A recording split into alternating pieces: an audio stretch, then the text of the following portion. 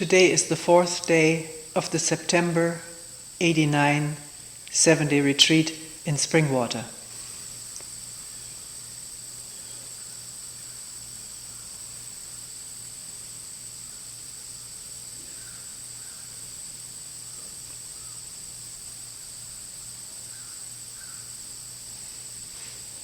Someone said,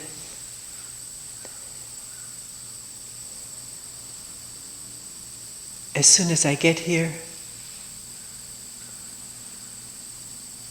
sit down,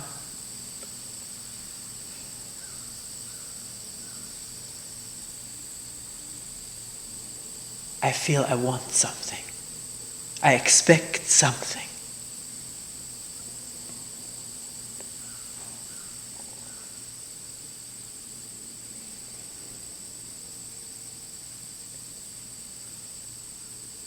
Or someone will say,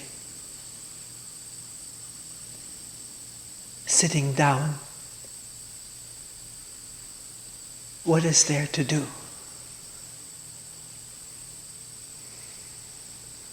You talk a lot about questioning, but I have no question.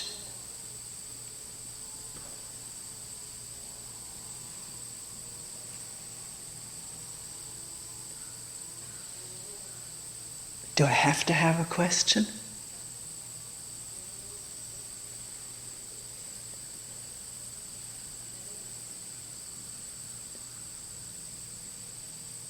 It's the hardest thing for us. Whatever we may be doing, and here, of course, at a retreat, we may be doing a lot of sitting, maybe not. But in pausing for a moment, whatever we may be doing, sitting down or walking, pausing for a moment to be aware of what is actually going on this instant.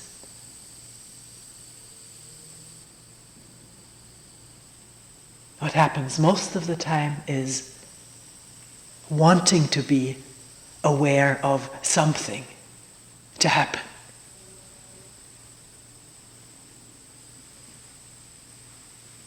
Expecting something to be going on. What should go on, what one would want to happen.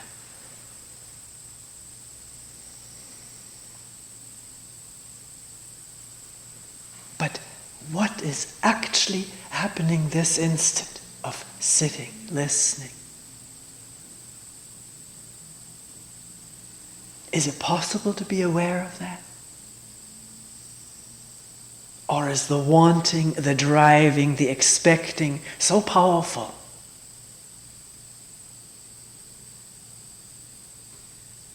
that it blocks out this instant of what? Of wanting? Can one be aware of wanting, of expecting?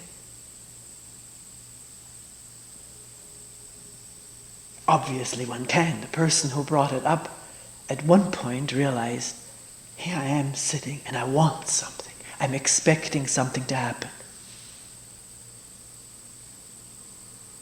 But thought immediately takes over that one shouldn't be wanting, or why isn't what one is expecting happening? Being busy with the object of one's want and expectation, or judgmental of oneself, not getting it, doing the wrong thing, maybe having no proper method to get there, rather than a bare attention to this whole process of wanting and expecting as it is manifesting this instant of wanting. What is it? Can one be in immediate, direct touch with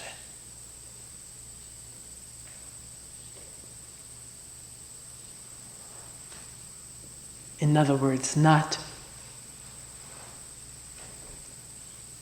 seduced by the object of expectation or want, the thought, the imagination of what it is one wants or expects to happen.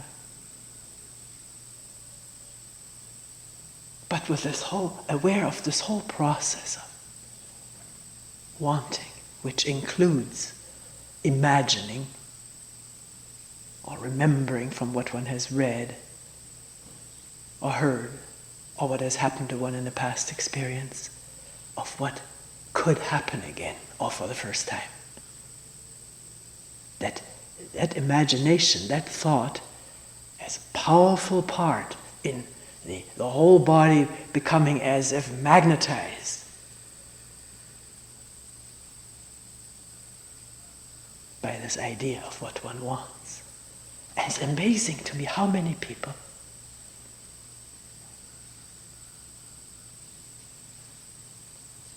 carry this idea of wanting enlightenment, even though we haven't used that word in years. Not talked about it. And yet it's such a powerful goal, wanting enlightenment, wanting to become enlightened. Can one see this moment of talking about it, thinking about it, that it is an idea?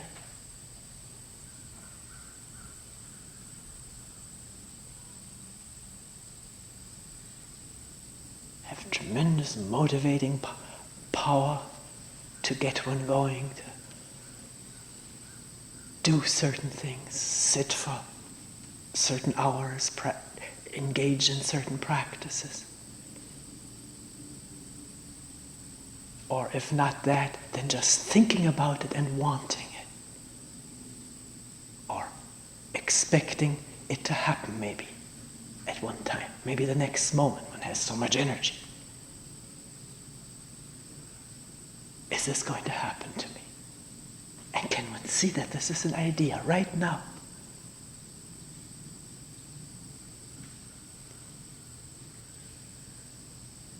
But the actual mobilization within the body to get that is real. It's not an idea. There's all kinds of chemicals running, and nerve impulses active, activating the heart, the glands, the muscles.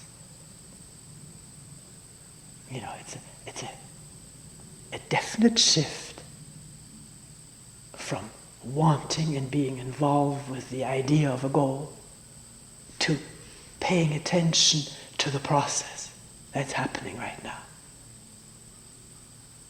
How the idea may not be enlightenment. One person told me that recently in a writing course, everybody had to say what they want most.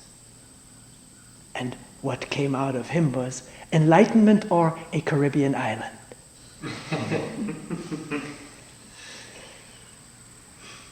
At best, both.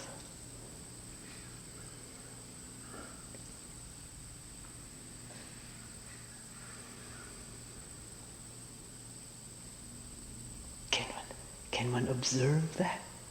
How the idea of owning something, of course this was partly facetiously said, but there are endless thoughts of what we would like to have, where we would like to be, who we would like to be with, in what way we would like to be with someone. This idea, and then the mobilization throughout the body of trying to get that, which is what we call want or desire or yearning, craving. These are just words for a palpable process manifesting in the body, in the presence of an image, be it enlightenment, a Caribbean island, a woman or a man, or some good food.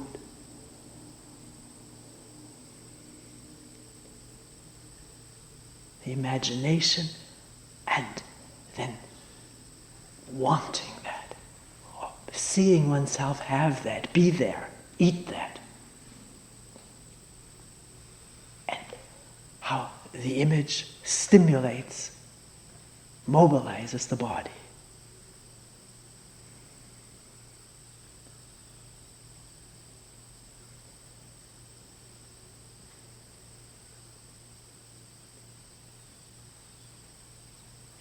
If that shift takes place, the shift from going with the imagination and the movement of the body to get it, with moving with a desire, if that shift takes place, to look at what's happening, a pausing and a shift,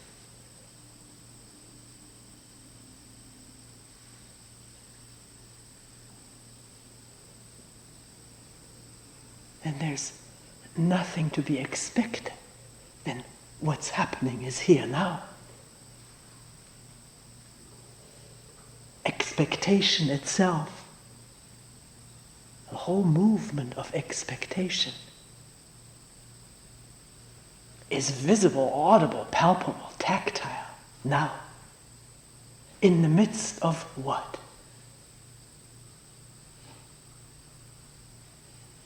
In the midst of condemning it, or saying, I don't want to be wanting, I don't want to be expecting anymore. Does this immediately kick in? More wanting not to want? Imagining a state of calm without wanting? Then this instant of awareness is gone, and a new motion of wanting or not wanting is taking place. In the midst of what? In the midst of the sound of insects, a bird call, sun streaming through the window, cool air, breathing, quiet breathing or choppy breathing, maybe at times no noticeable breath, and then a deep one, a sensation of the hands on the thighs,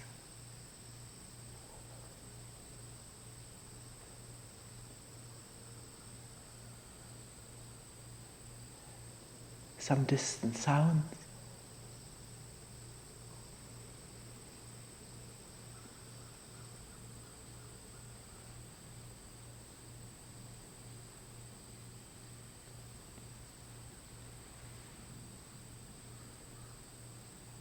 Is it possible to so listen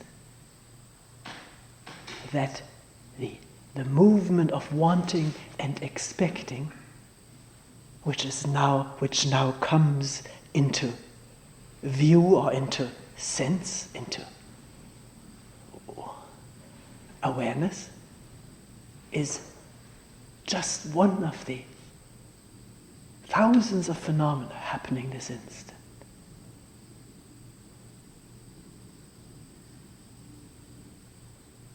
Not to be counted, not just there.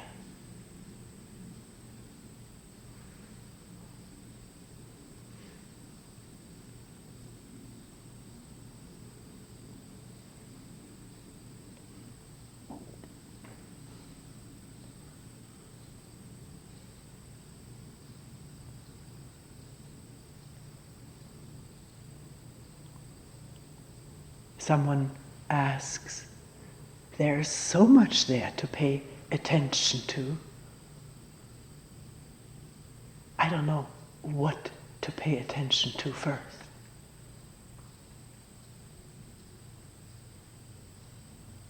The sounds, the breath, or an emotion welling up, anger maybe, fear, the birds, somebody moving next to me.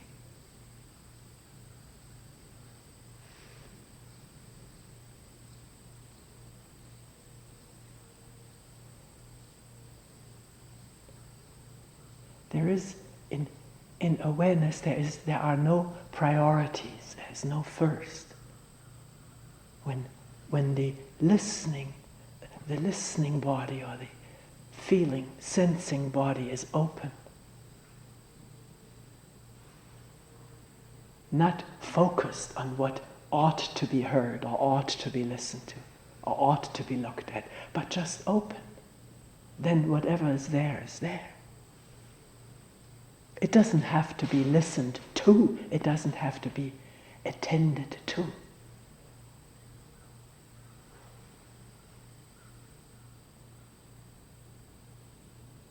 It's there. So what makes for the difficulty?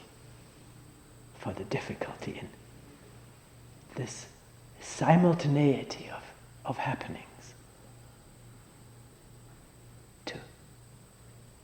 To be that. What's the difficulty?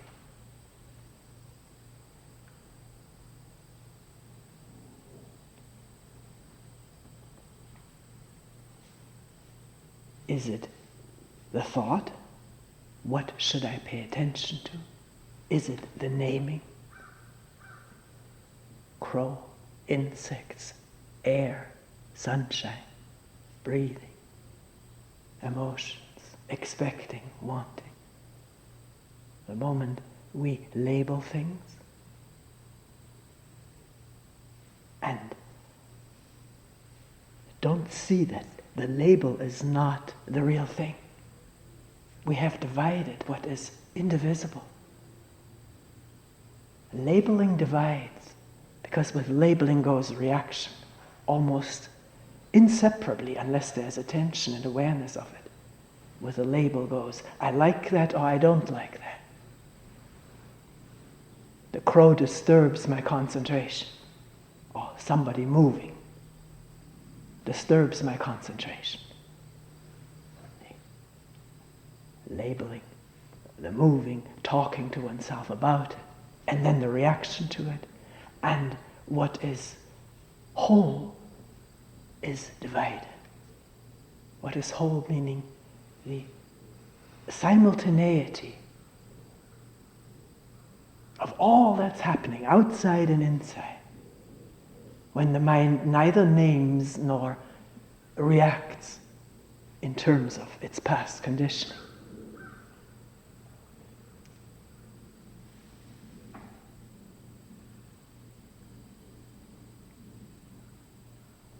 And one says, oh, that's impossible not to label. I've labeled all my life.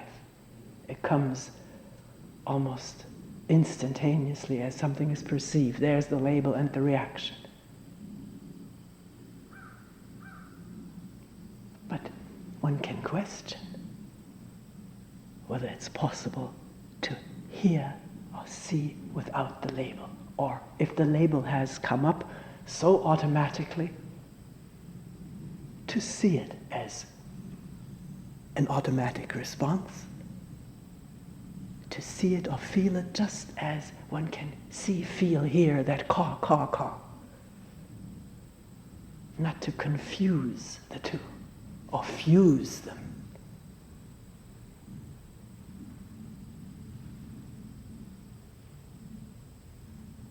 To be clear. What is label, what is reaction, what is conditioned reaction, and what's actually there.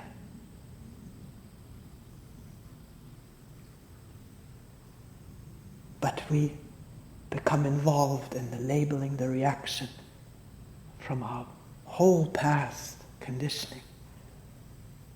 And what's actually there is lost, is overshadowed, or drowned out.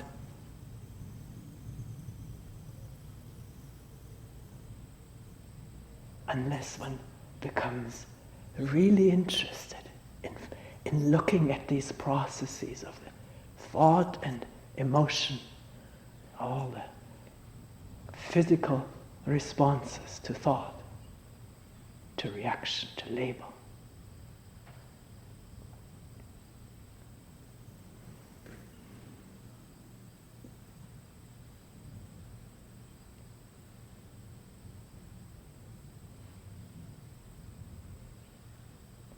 as to sitting and no question arising, then is there the thought, I ought to be questioning because that's what she's talking about all the time, and she brings up questions in her talks, and I'm not doing my duty of supplying questions, I don't have any. Does that thought come up? And does that have immediate physical resonance?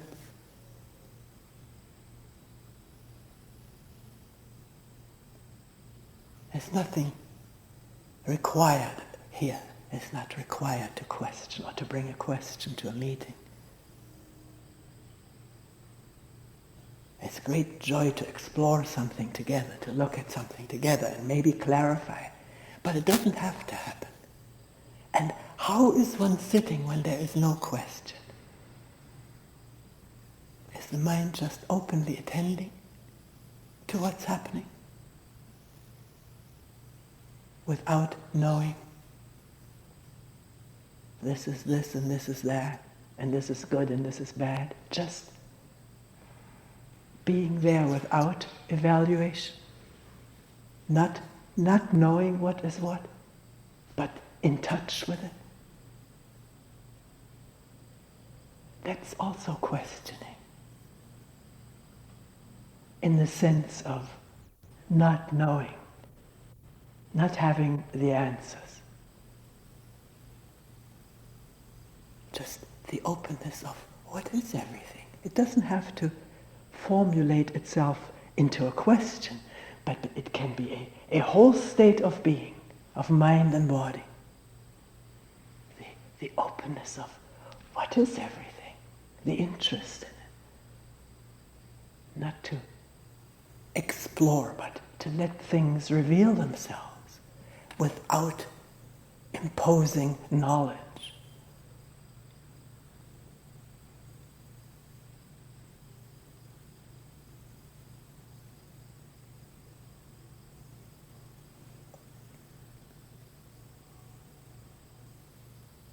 One person said, I work so hard when I sit looking at everything, questioning everything.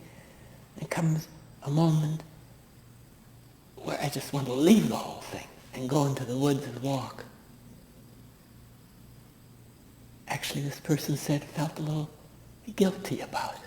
Felt like playing hooky. Well, where does that come from, that reaction? How quickly one imposes on what one is freely doing here on one's own accord, one's own initiative. One came here, and the place is here for people to do what they need to do, as long as we keep quiet, particularly in this room. So, how amazing to observe how deep the conditioning runs, that if one leaves the mat to go for a walk, there are some feelings of guilt, of not doing what one is supposed to do. Can one question that?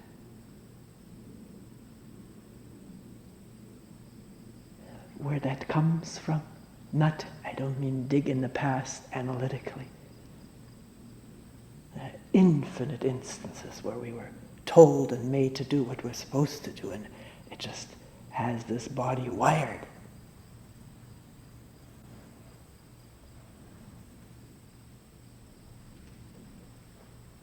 And maybe realizing for the first time and becoming aware of this wiring, I should be here, I should question, I shouldn't go out, and in going out the guilt.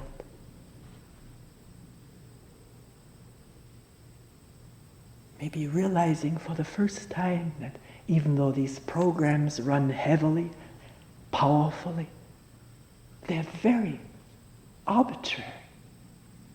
They don't have to be followed, even though we follow them because we are not aware of them.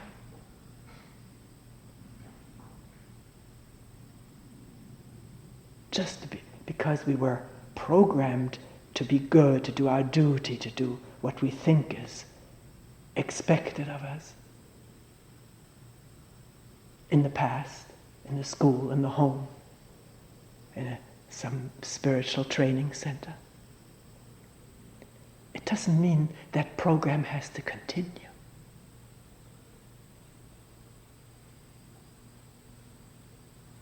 At least we can question whether it has to and look at it.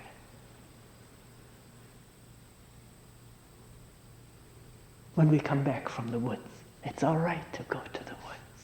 I don't have to say that, do I? And of course the person went to the woods.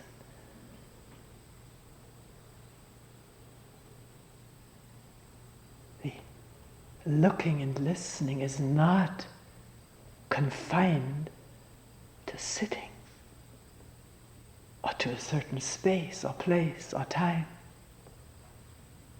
It's confined to nothing. It is caused by nothing. It just happens.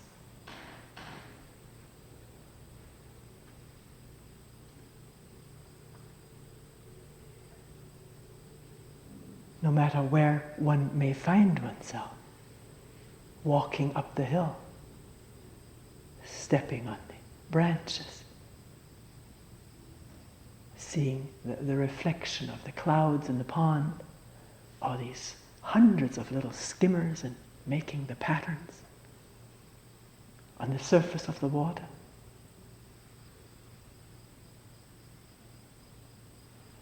Little wavelets from tiny little skimmers all over the surface of the water, bathed in the pink clouds, reflected.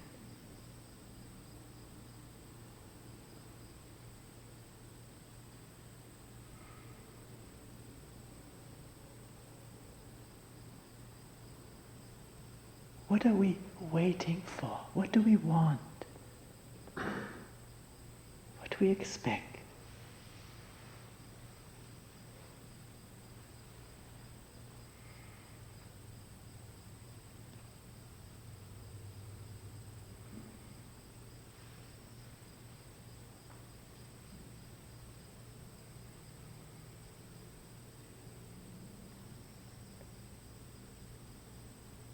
So whether sitting or walking up the grassy path to the woods, the view on the hills,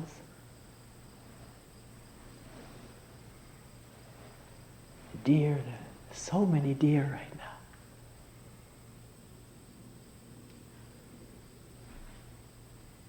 now. Looking for a moment so still, and then one walks on, a snort and jumping away.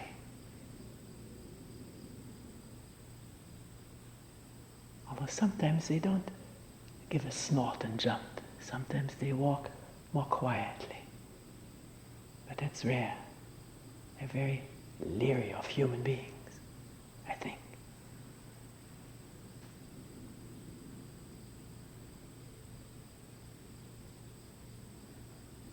So whether sitting on a mat or walking in the woods,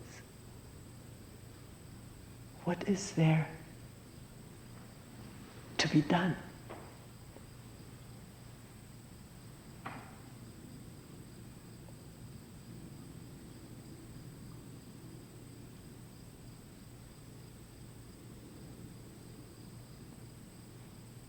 Whatever is there is there.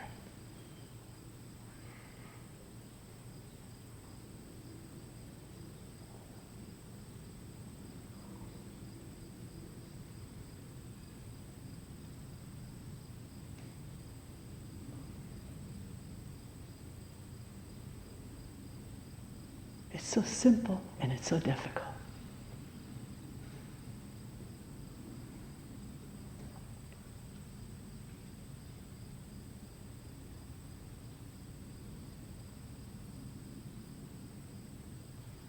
Because all the programs of achieving, attaining, becoming something in the future, for which I have to prepare myself now. And preparation for the future is inattention to this instant of nowness or newness.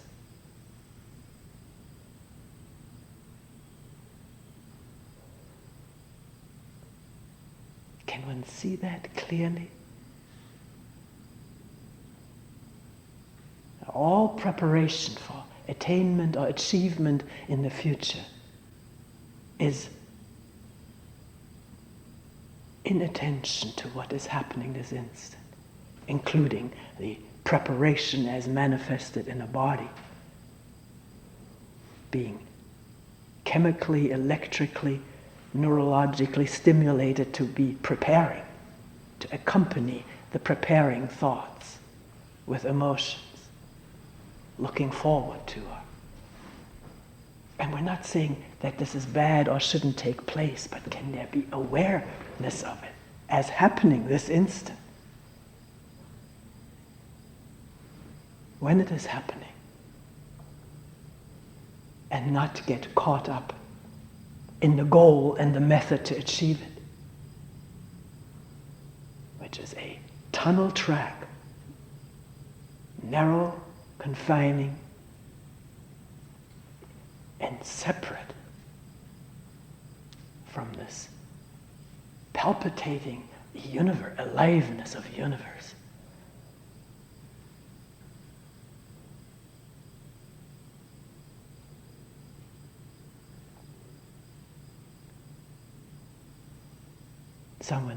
Someone said, well, don't you have to make plans for the future? Didn't you have to make plans to build this building here? Didn't a lot of imagination go into that? To have that in the future? So I paused a moment to think back. It's hard to remember it all, how it all happened.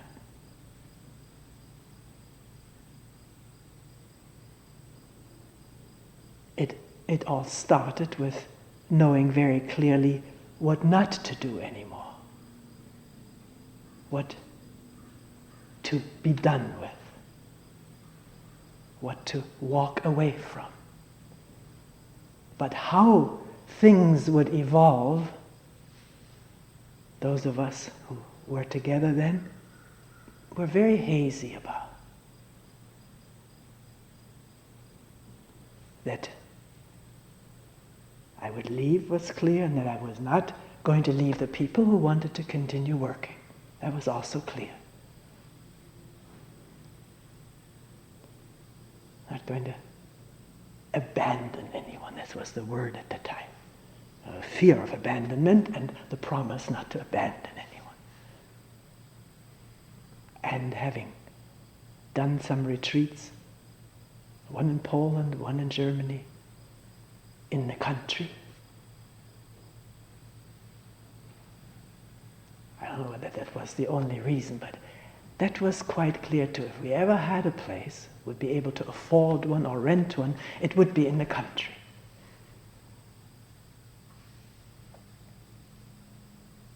And then sort of things evolved.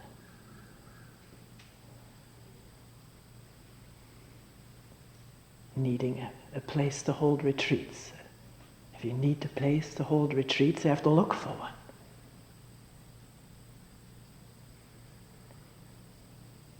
It took more looking, as the people who were on the land search committee remember. It takes a lot of work and time to look. And imagining is no use. You have to look. Well, there is some place that you can rent or buy. And you look at it, and you say, well, this doesn't quite fit, and this doesn't fit the flow of events that we want to maintain. You look long enough and you realize somebody who has some know-how of building and some enterprise says, let's build one.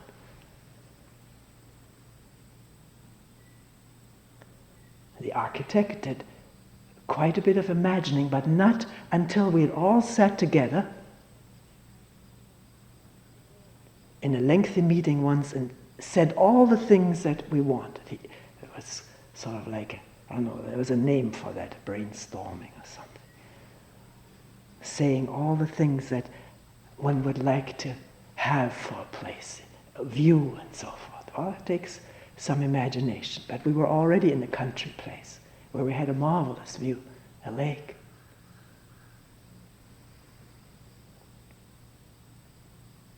So the architect had to imagine something, but he never quite nailed it down either, which was very hard for the person who was in charge of building according to blueprints. Nothing was ever quite definite.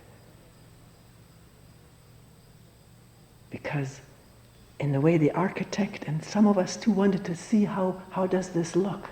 How will it feel? How will it fit?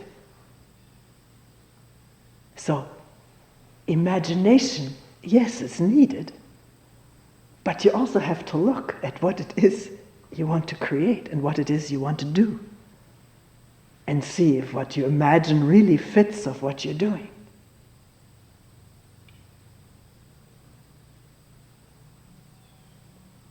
And out of what you're doing comes the idea of how to build a place that fits that.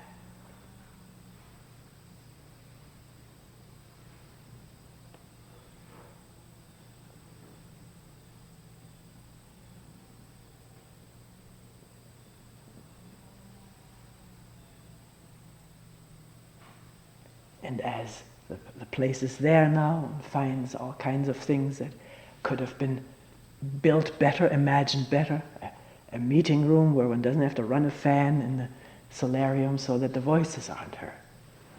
It wasn't imagined properly. But so it goes. Maybe someday we'll have a different meeting room.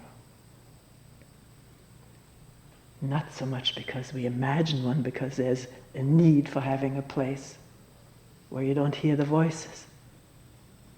And then out of the immediacy of need may come some model, some imagined model, and then building it concretely.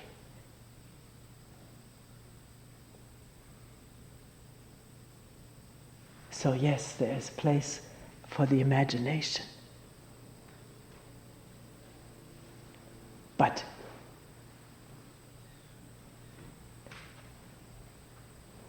a lot of the time, most of the time, when we are caught up in dreams and images about the future, it doesn't have any function other than getting us all riled up, either in good feelings, giving us a boost of what will happen to us, or bad feelings, being afraid of what may happen to us. We've been through this in the talk in great detail. One person mentioning the fear in the future of being poor. And that fear is with many of us. I may not have enough to live on. I may not have enough money saved or a pension for my old age. The tremendous need for security and projecting that into the future, which is image, idea, and the fear that it evokes, or the drive to accumulate money to be secure in old age. But I hadn't planned to go into all this. Maybe we'll leave it aside, but we can ask, what is old age?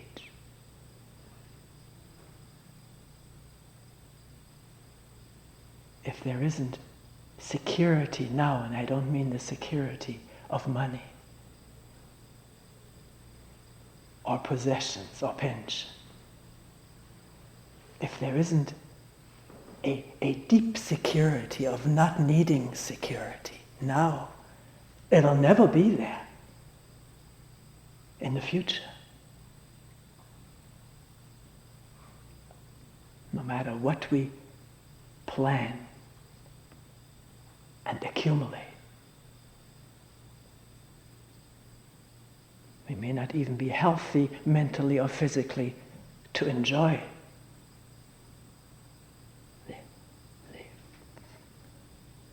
fruits of working, accumulating money.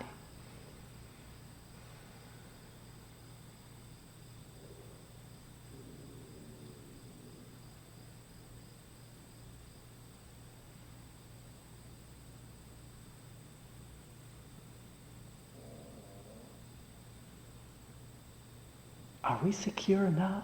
Is one feeling secure?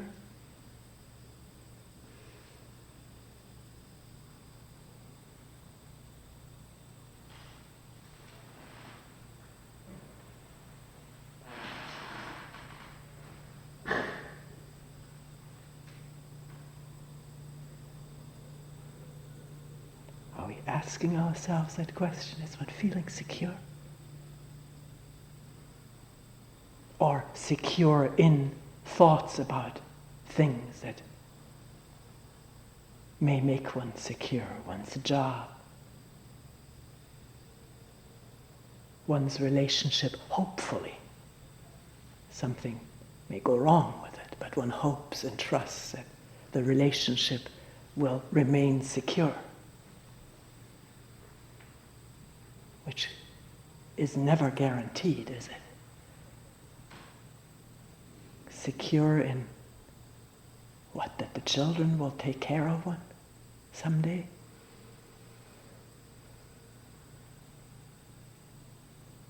Maybe the last thing children are interested in.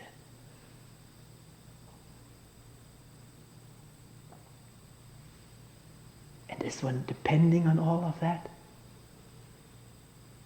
Money in the bank, relationship, children maybe, a job, pension.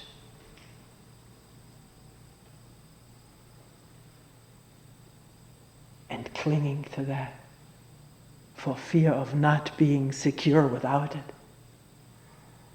That's the kind of security we build up around ourselves, which is enmeshed in fear of being insecure, of being alone.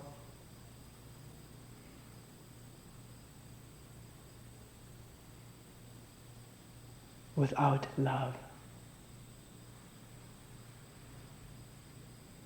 from others.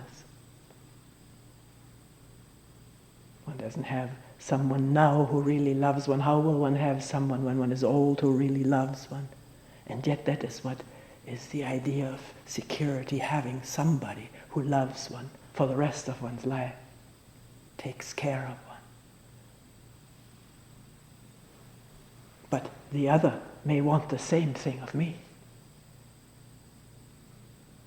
And being needy oneself for love, how can one love? Being needy of being taken care of, how can one care for others?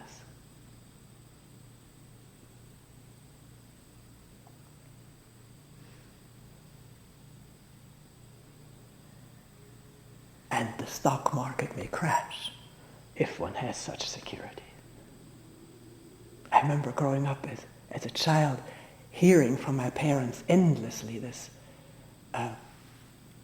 incredible time of inflation in Germany after the war, where you literally in a wheelbarrow carried home your day's pay of money. Millions of marks for one day of work.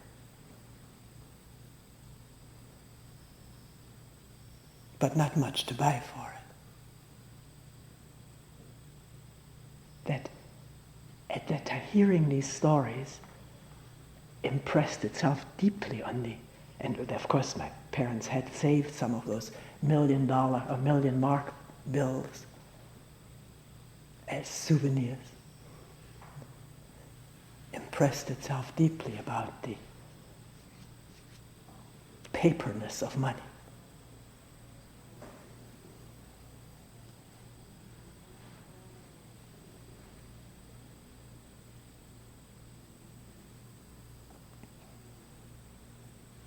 Talking with one person about this, the fear of being poor in old age.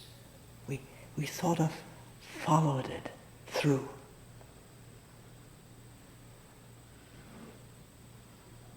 let's say one doesn't have enough money to buy food, or there isn't enough food even though one has lots of money. What will one do? Because food is the first thing that we will need, food and drink. I remember a time after the war where we had moved from the city we had lived in for 17 years or so. We had to move.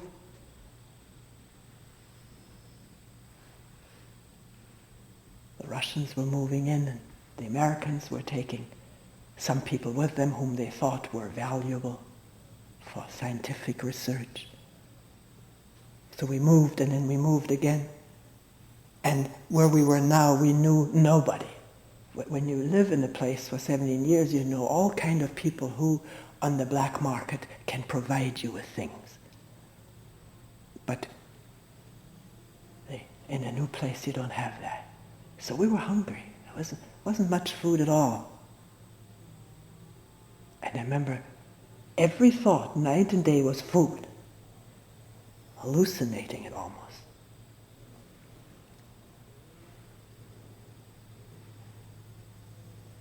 Well, my father had some paper money too.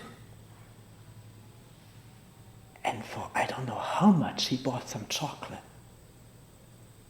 They all divided, and we were watching. No one was getting a bigger piece. And then my brother took off with a burlap sack, and he came back with stolen peaches. He had gone someplace over a fence into an orchard and gotten peaches.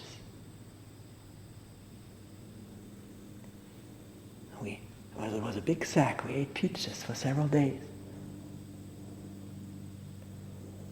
You're ready to do that, to take food from someone else, particularly that someone else isn't around. Begging food at that time was no use. Nobody had much food. But if we hadn't had any food and nobody had any, and there were no orchards with food, maybe we would have starved. Millions of people do that. It happens all over the world. And has happened over the centuries. Human beings starving for lack of food. It's been done. And maybe it can happen with dignity. I don't know.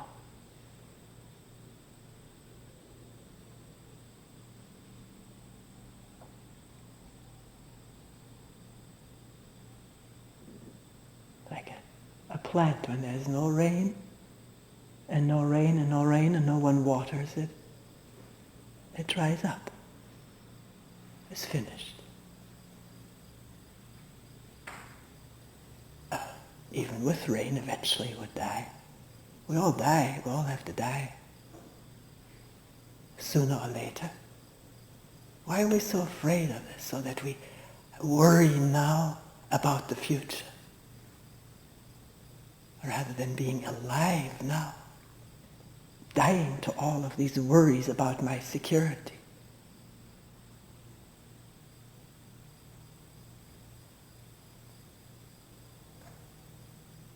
You can say, well, you can talk easily because your husband has some pension, you have some saving. That's true.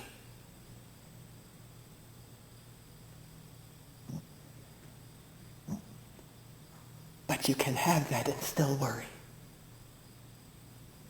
Will I be secure? Because that worry doesn't come from what you have or don't have. It comes from thinking, imagining constantly about oneself. In this narrow little capsule that we call the me, my life, my future. A capsule full of worries, full of fears, full of anger, and full of a lot of pleasure too.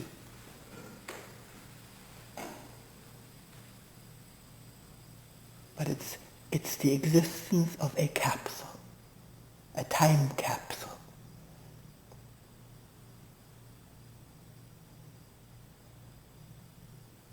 And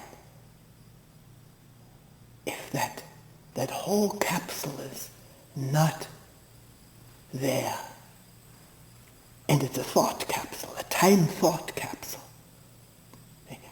You may say you're preaching, you're teaching. I'm just offering for people to look at. I'm not trying to convince anybody. But one can find out for oneself what this enclosure is in which we live.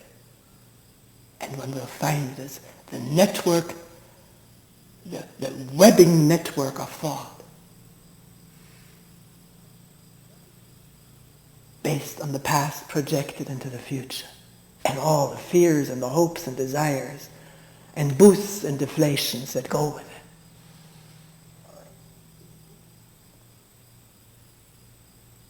And I'm wondering whether we have to live in that all the time.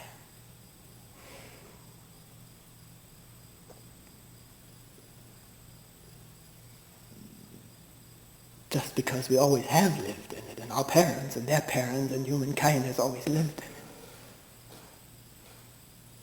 That's no reason for it to continue, is it? Just as there's no reason for the program, I must do my duty here on the mat and not go out in the woods and enjoy the woods and the deer and the smell and the fragrance. Just as that program does not have to continue.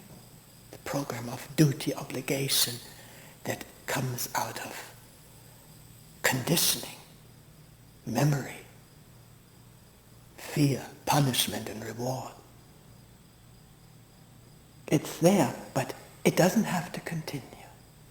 Or one can at least question it thoroughly as one notices it from moment to moment. That's what questioning is. Does that have to go on? And not give an answer. Leave it open and watch.